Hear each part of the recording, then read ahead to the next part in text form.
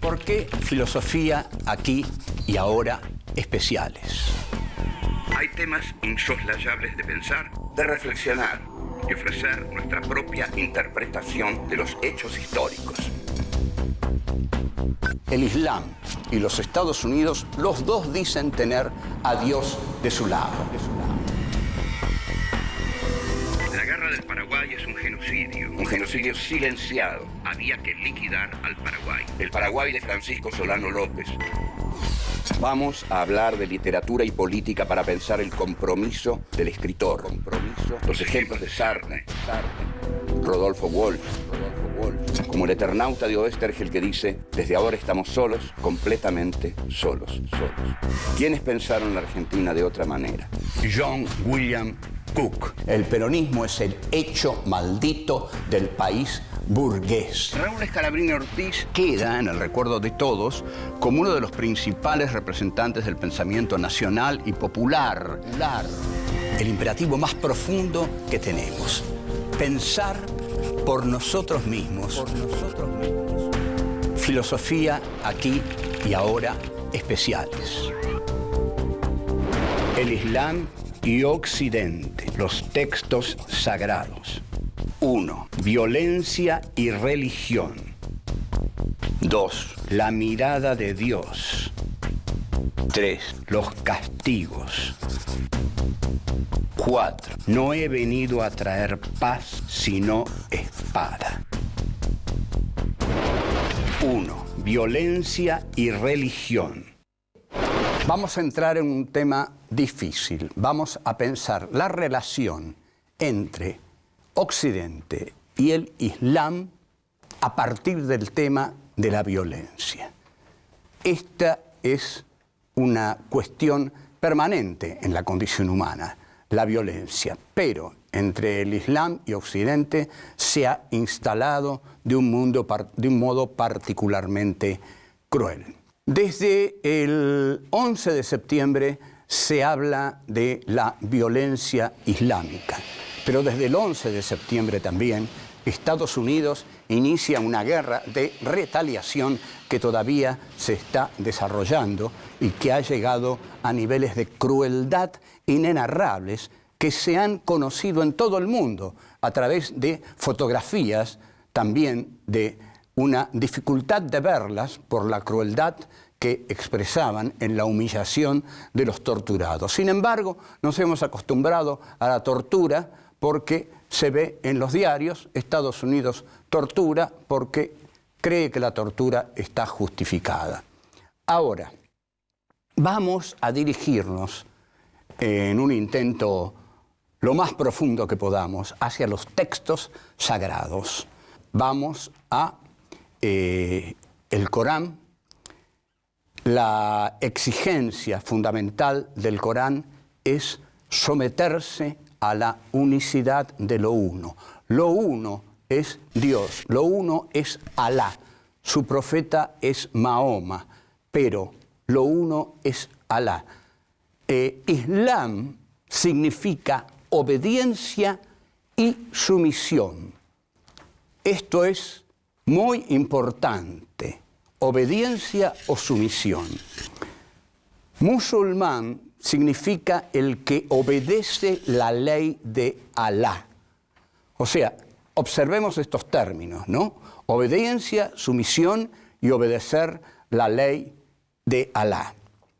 No reconocer la unicidad de Dios es el máximo pecado en que se puede incurrir para el islamismo y merece castigos terribles que efectivamente se aplican. Entonces, estamos en presencia de una religión que está basada en la sumisión, en la adoración de lo uno y en el castigo implacable del pecado, que es el no reconocimiento de lo uno. Pero no creamos que la violencia no está en el Antiguo y en el Nuevo Testamento, porque nos equivocaríamos terriblemente. En el Nuevo Testamento hay un acto de violencia fundante, y es un acto de violencia terrible, Este acto de violencia es la crucifixión de Jesús de Nazaret. El profeta de Nazaret es crucificado. Esta crucifixión, cuanto más terrible sea, más va a autorizar a la Iglesia católica medieval a torturar a los que no reconocen la religión católica. Para esta religión católica, el dolor es constitutivo de la existencia. De ahí que una película como la que hizo Mel Gibson, en la cual Jesús de Nazaret, el Cristo, se lo ve más torturado y sufriente que nunca, sea una película fascista. Porque en esa tortura se está justificando la tortura del ejército norteamericano actualmente en Irak. Si así torturaron a Cristo, ¿por qué no vamos a torturar nosotros que estamos defendiendo a ese Dios? Entonces, aquí vemos cómo y por qué la película de Mel Gibson es una película fascista y por qué presenta a ese Cristo extremadamente sufriente y torturado. También un Cristo sufriente y torturado justifica la violencia de la Edad Media. ¿Cómo no va a justificar la violencia de la Edad Media? Aquel que desconoce al Hijo de Dios está desconociendo a un ser que ha padecido el dolor hasta los extremos infinitos, pero también no solo el dolor de la carne, sino el dolor de la duda, porque en su máximo momento de dolor carnal y espiritual, Cristo pregunta: Padre, ¿por qué me has abandonado? Volvemos. 2. La mirada de Dios. Vamos a hablar ahora de la violencia en el Antiguo Testamento, y hay mucha violencia en el Antiguo Testamento. Vamos a hablar directamente de la crueldad de Yahvé. Yahvé es Dios en hebreo. Entonces, Yahvé es cruel. ¿Con quién es cruel? ¿Dónde vemos la crueldad de Yahvé? La vemos en un libro maravilloso del Antiguo Testamento, que es el libro de Job. El libro de Job tendrían que leerlo todos, porque es un libro fascinante. Además, es una lectura atrapante. Dios, a propuesta de Satanás, decide poner a prueba la fe de Job. Entonces, Job, que era un siervo de Dios que vivía muy feliz, con familia, tierras, propiedades, todo lo que quería, ganados, Yahvé le hace perder todo: familia, fortuna, tierra, ganados, y lo deja despojado de todos sus bienes, hasta incluso enfermo. Entonces, ¿qué hace Job? Empieza a quejarse. Y aquí comienza uno de los momentos más importantes del Antiguo Testamento, porque es realmente la primera vez que un hombre se le queja a Dios abiertamente. Lo primero que le dice Job es: ¿dejarás alguna vez de mirarme? Lo que nos remite a la mirada de Dios. Sentir la mirada de Dios es agobiante para el que la siente. Y muchísimos hombres de fe la sienten constantemente. Entonces, Job le pregunta: si he pecado, ¿en qué te afecta, centinela de los hombres? Centinela de los hombres. O sea que Dios es el centinela de los hombres, aquel que los vigila constantemente. ¿Por qué? Le dice Job: no olvidas mi ofensa. ¿Por qué no pasas por alto mi culpa, si pronto yaceré en tierra y no estaré, aunque me busques? Pronto yaceré en tierra y voy a descansar, dice Job, y ya no me vas a poder mirar. ¡Oh, qué gran momento! ¿Por qué? Porque Job siente la presión de Dios como culpa. Y esto es uno de los temas más profundos de la creencia en Dios, que lo han tratado cineastas como Ingmar Bergman, por ejemplo, en Cara a Cara. La mirada de Dios y la culpa del creyente, porque Dios lo mira y no lo aprueba. La violencia es quizás sutil, pero es muy grande para un hombre sentir sobre sí la mirada de Dios. Es violencia, porque Dios me mira y no sé qué hacer si Dios me mira. No sé cómo complacerlo, no sé qué hacer para que Él esté feliz conmigo. Entonces viene la máxima queja de Job. ¿Por qué me sacaste del vientre de mi madre? Habría muerto sin que nadie lo advirtiese. ¿Por qué me sacaste del vientre de mi madre? Oh Yahvé. Esta es la gran crítica de Job. Aléjate de mí, le dice. Déjame gozar un poco antes de que me vuelva al país de las tinieblas y de las sombras. Aléjate de mí, le dice a Dios, porque quiero gozar un poco. Más grande no puede ser su queja. Le pide a Dios que se aleje de él para que goce un poco antes de ir al país de las sombras. Aparece Dios. ¿Y qué le responde? Le responde, te comprendo, Job, comprendo tu sufrimiento, te he hecho sufrir demasiado, te quité todo lo que te había dado. No, lo único que le dice Dios es, yo soy Dios y a mí me tienes que obedecer. Yo hice los mares, yo hice los ríos, las montañas, hice el universo, soy el que soy Dios. ¿Cómo te atreves a quejarte ante mí, que soy tan poderoso, que hice todo esto? ¿Qué has hecho tú más que quejarte? Job queda anonadado, como cualquiera quedaría anonadado, le pide perdón a Dios y Dios le concede el perdón. Job queda sin entender en absoluto por qué le pasó lo que le pasó. En el Corán hay un Dios que exige tal sumisión a Él que esa sumisión es violencia. También Yahvé, en todo lo que le dice a Moisés, exige sumisión a Él. Pero estamos en el Corán. El Dios del Corán exige constantemente sumisión. Y eso es violencia. Volvemos. 3. Los castigos.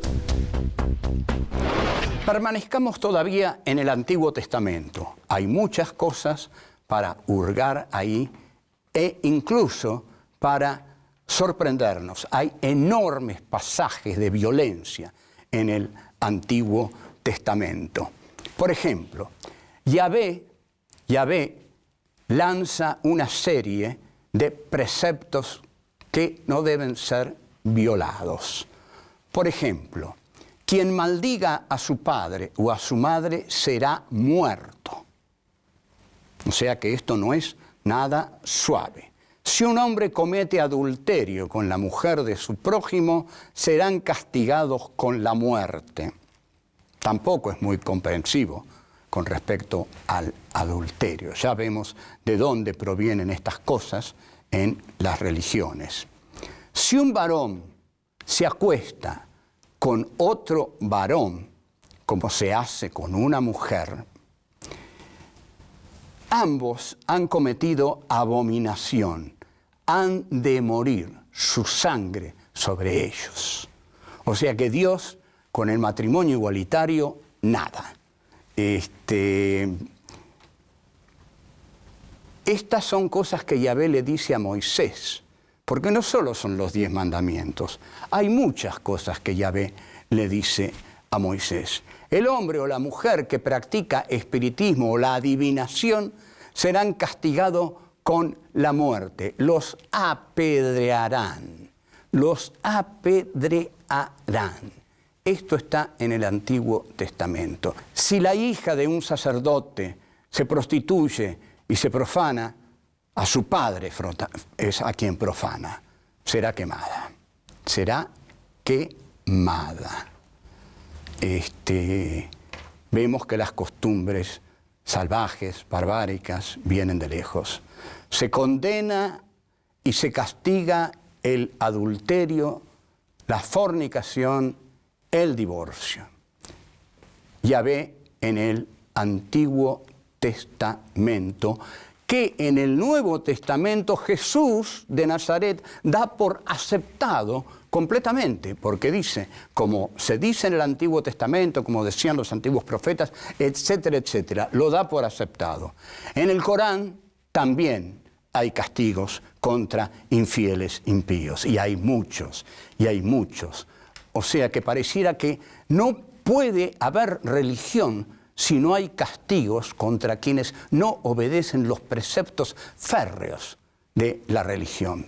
Por ejemplo, en el Corán hay muchos pasajes durísimos contra los judíos, contra los cristianos y contra los politeístas apóstatas. Nadie debe creer más que en un solo Dios, porque en el Corán, en la religión islámica, la afirmación de la unidad y la omnipotencia divinas son el fundamento de la religión islámica. Hay intolerancia también en el Antiguo y en el Nuevo Testamento. ¿Qué tipo de intolerancia? Bueno, lo hemos visto. Hay todo tipo de intolerancias porque Yahvé es un Dios castigador. Ahora, el Corán, al exigir la sumisión a lo uno, condena muchas expresiones humanas. Y entre ellas dice que se aleja a los que se asocian a cultos materiales, como los del dinero, la ciencia, etc. Esto es muy importante, porque si el Corán condena a quienes se asocian a cultos materiales, y entre estos cultos materiales pone a la ciencia, aquí entendemos entonces por qué el Corán y por qué las civilizaciones orientales han quedado detrás en la historia y no han entrado en la modernidad. Nos resulta quizás extraño, pero también hay muchos horrores en Occidente. Occidente está constituido por horrores sin nombre. Si yo les nombro Auschwitz, Treblinka, si yo les nombro Pol Pot, las purgas de Stalin, tenemos horrores enormes en Occidente, no solo los que están dictaminados por la Biblia. Si yo les nombro Hiroshima, Nagasaki, la doctrina de la seguridad nacional, eso es el horror occidental que no vacila en aplicarlo para defender lo que llama sus valores. Volvemos. 4. No he venido a traer paz, sino espada. En el Nuevo Testamento hay pasajes sorprendentes, pero que han dado origen a, por ejemplo, la Biblia latinoamericana, la teología de la liberación y en la Argentina los sacerdotes del tercer mundo. En determinados pasajes Jesús habla un lenguaje combativo. En el Evangelio, según San Mateo, en el pasaje 34, Jesús dice: no penséis que he venido a traer paz, sino espada. O sea, este Jesús niega por completo al Jesús de la otra mejilla. Y incluso evita en mi mensaje, cita a este Jesús que dice: he venido a traer fuego sobre la tierra y qué más quiero sino que arda. ¿No? Así que son pasajes notables que incluso son introducidos en el Nuevo Testamento como contradicciones de Jesús, pero han dado, digamos, fuerza a todos aquellos que quieren hacer de Jesús una figura combativa. En cada texto sagrado hay un Dios que exige sumisión. Siempre Dios exige sumisión. Entonces, la unicidad del Dios monoteísta condena al hombre a la sumisión. El hombre no puede vivir sometiéndose. En algún momento el hombre debía levantarse contra Dios y decir: basta, no voy a vivir más en la sumisión del respeto a ese Dios único que exige de mí solo sometimiento. En el Islam, el Corán tiene una presencia que el Antiguo y el Nuevo Testamento no tienen en Occidente. Esto es decisivo para entender el desarrollo del Islam y el desarrollo de la modernidad occidental capitalista. Occidente atravesó la modernidad. En tanto, el Islam se ha quedado en ese siglo XII. ¿Por qué? Porque Occidente ha logrado poner al hombre en el centro de la historia. ¿Con qué? Con el pensamiento cartesiano. Ego cogito, ergo sum. Donde hay un cambio de eje, del eje divino al eje humano. Antes, Occidente ha intentado globalizar la Tierra ya con el viaje globalizador de Colón en 1492. Pero el pensamiento de la modernidad comienza con Descartes, cuando Descartes pone al hombre en el centro del conocimiento. Una vez que Descartes pone al hombre en el centro del conocimiento y dice, dudo de todo, está dudando de Dios y de los reyes que dicen gobernar por derecho divino. Ahí empieza la Revolución Francesa, las condiciones de posibilidad filosóficas de la Revolución Francesa. Se acelera el ritmo histórico. Piensen ustedes que de 1637, en que sale el discurso del método, a 1789, en que se produce la Revolución Francesa, hay muy poco tiempo comparado con los 12 siglos de historia medieval sometidos a la obediencia divina, esperando el reino de los cielos. Pero la filosofía cartesiana pone al hombre en el centro y el hombre acelera la historia. Comienza entonces la modernidad capitalista. Comienza la modernidad capitalista que el Islam no tuvo. En consecuencia, la violencia está tanto en los textos del Islam como en los textos del Antiguo y el Nuevo Testamento. Ninguno de los textos sagrados deja de tener violencia, ante todo porque exigen la sumisión a un Dios. Ahora, vemos que las religiones cuando se enfrentan a partir de la unicidad de un solo Dios verdadero, y cada uno de los que sostiene esa religión está seguro de que su Dios es el Dios verdadero, y el Dios del otro no es el Dios verdadero, sino que el otro tiene un Dios falso y al otro hay que aniquilarlo en nombre de mi Dios. Ahora, las religiones son las que parecen estar enfrentadas, pero en realidad uno sospecha que las religiones son una excusa para los verdaderos intereses económicos que impulsan hoy a las naciones. Si, como dije, si no hubiera petróleo en Irak, si hubiera arvejas, Estados Unidos no estaría ahí, estaría donde hay petróleo. Y si hubiera petróleo en Santiago del Estero, Estados Unidos estaría en Santiago del Estero con todos sus misiles y todos sus aviones. Esto quiere decir que es el hombre el que decide dónde va a ir su poder de destrucción. El que gobierna la tierra hoy es el espíritu de dominación que habita en el hombre y su pulsión de muerte. Frente a eso, lo único que podemos hacer es no encomendarnos a Dios, sino de luchar contra toda forma de injusticia, toda forma de prepotencia, toda forma política que asume la unicidad divina, pero que es política y es humana, y denunciarla. Chao.